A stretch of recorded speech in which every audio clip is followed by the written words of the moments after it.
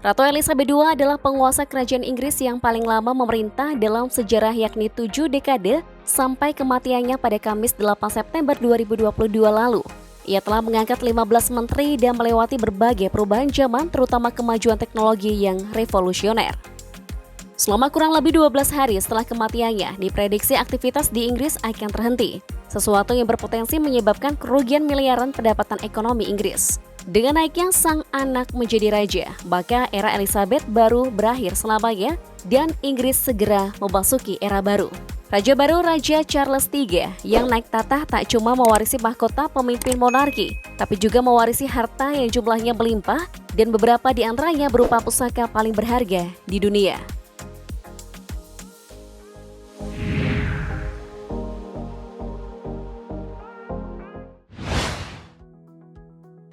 Profil Ratu Elizabeth II. Ratu Elizabeth II terlahir dengan nama lengkap Elizabeth Alexander Mary pada 21 April 1926 di London. Ia adalah putri dari pasangan Raja George VI dan Elizabeth Bowes-Lyon. Ketika Ratu lahir, sang kakek George V menduduki tahta sebagai Raja Inggris. Pada tahun 1936, putra sulung George V atau paman dari Ratu Elizabeth II diangkat menjadi Raja Edward VIII. Namun Raja Edward VIII jatuh cinta dengan janda bernama Wallis Simpson asal Amerika. Ia rela turun tahta demi hidup bersama pujaan hatinya. Secara otomatis, ayah dari Ratu Elizabeth II naik tahta menjadi Raja George VI. Ayah Ratu Elizabeth II dimahkotai pada tahun 1937. Raja George VI meninggal dunia pada tahun 1952 saat Elizabeth II masih berusia 25 tahun.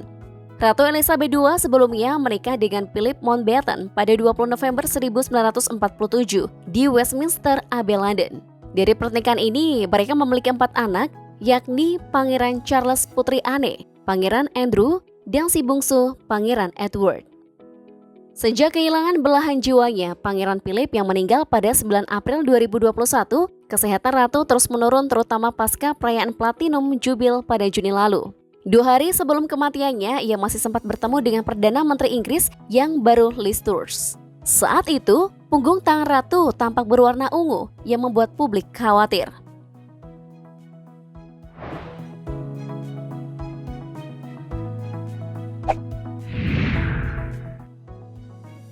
Sukses era Elizabethan baru. Ratu Elizabeth II naik tahta sebagai Ratu Inggris pada tahun 1953 atau 7 tahun setelah Inggris lepas dari Perang Dunia Kedua. Saat itu, Inggris sedang dalam tahap pembangunan kembali pasca perang.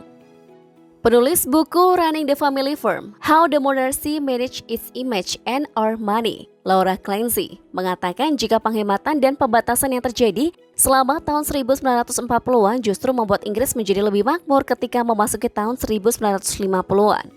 Tidak heran jika Elizabeth II dianggap sukses memimpin, hingga pemerintahannya pun dipuji sebagai era Elizabethan baru.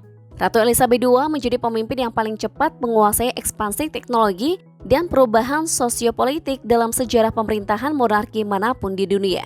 Jika pemerintahan Elizabeth I adalah periode ekspansi wilayah jajahan, penaklukan, dan dominan kolonial, maka era Elizabeth baru ditandai dengan dekolonisasi dan hilangnya era imperium.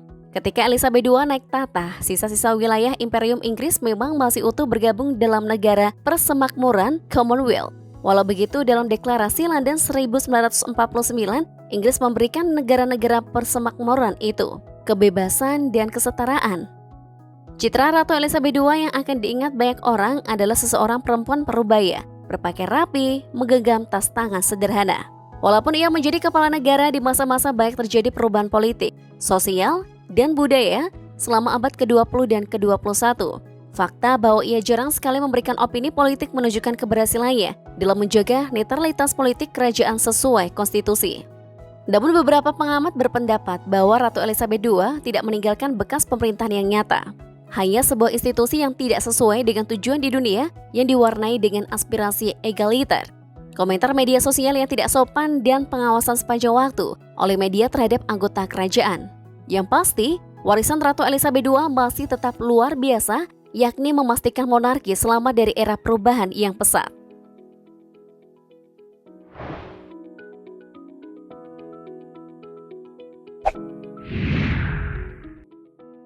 Kekayaan Ratu Elizabeth. Ratu memiliki 3 sumber pendapatan utama, yakni dari Sovereign Duchy of Lancaster Estate serta properti dan investasi pribadi.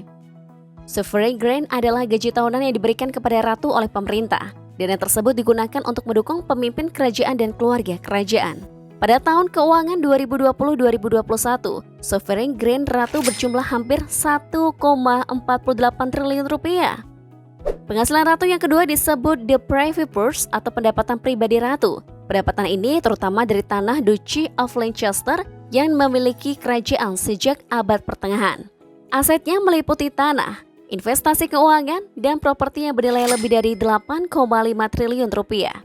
Area ini terdiri dari 315 properti residensial serta properti komersial di pusat kota London dan ribuan hektar lahan pertanian. Meski sebagian besar istana kerajaan dimiliki oleh The Crown Estate, tetapi Ratu Elizabeth II memiliki 2 properti pribadi, yaitu Kastil Balmoral di Skotlandia dengan nilai perkiraan 1,72 triliun rupiah dan perkebunan negara Sandringham senilai sekitar 862 miliar rupiah. Ratu Elizabeth II juga secara pribadi memiliki beberapa barang di Royal Collection, termasuk koleksi perangko milik kakeknya Raja George V senilai 1,72 triliun rupiah. Minat Ratu Elizabeth II pada balap kuda juga membuatnya memiliki hadiah uang lebih dari 120 miliar rupiah. Ada juga permata mahkota yang bernilai hingga 51,7 triliun rupiah, secara simbolis merupakan milik Ratu Elizabeth II. Setelah kematian ibunya, maka Raja Charles III akan mendapatkan gaji dari pemerintah, mewarisi laba dari pendapatan pribadi, serta properti pribadi milik Elizabeth II.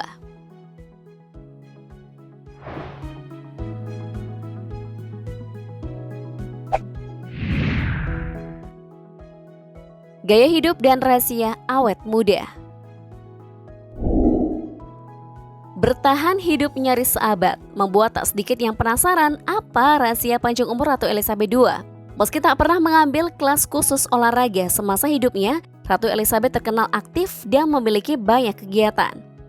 Namun salah satu rutinitas yang kerap ia lakukan adalah rutin berjalan kaki di Taman Istana Buckingham setelah makan siang. Dirinya juga rajin berkuda dan berprinsip makan untuk hidup, bukan hidup untuk makan.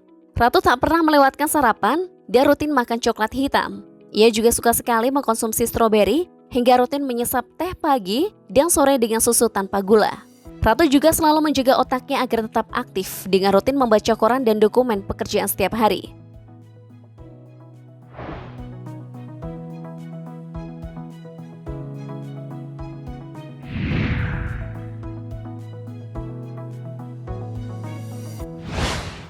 Setelah Ratu tutup usia, Inggris tak akan pernah sama lagi. Negeri ini akan membawa sejumlah perubahan vital, di antaranya perubahan lagu kebangsaan dan mata uang negara.